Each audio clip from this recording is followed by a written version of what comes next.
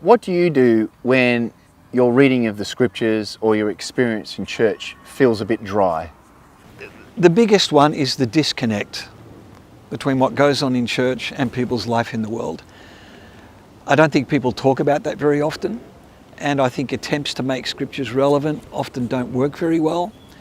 I think there's a profound integration because, as I've said in a previous conversation, that the modern world is the product of the gospel. I think the biggest problem we face is we don't realise how vast and enormous the gospel is. We've made it narrow, and that narrowness is true. Jesus died for my sins, so I could be filled with the Spirit, and He's going to make the world anew. That's all great stuff. It's just much more than that, actually.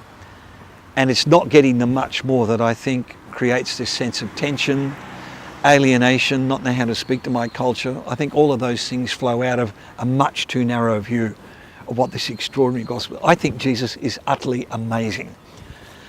What He unleashed in our world is just mind-blowing.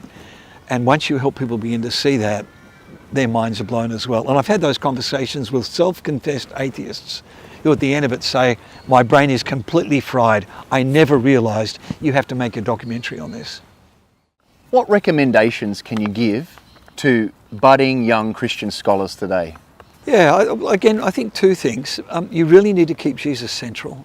And it's amazing to me in how many even Orthodox Bible colleges or seminaries, Jesus ends up getting marginalised.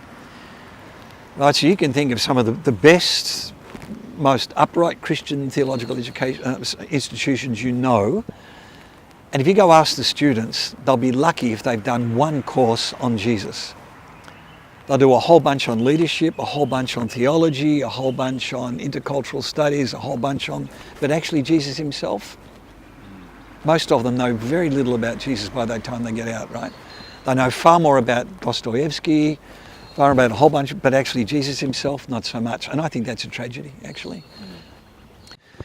So I'm really keen on saying to people, it's not whether the idea is attractive or not. The only way you know stuff is because God tells you. And we didn't invent the Christian thing. Eugene Peterson used to say that. We go to Scripture because we didn't invent this. So our job is to listen and learn, not to speculate.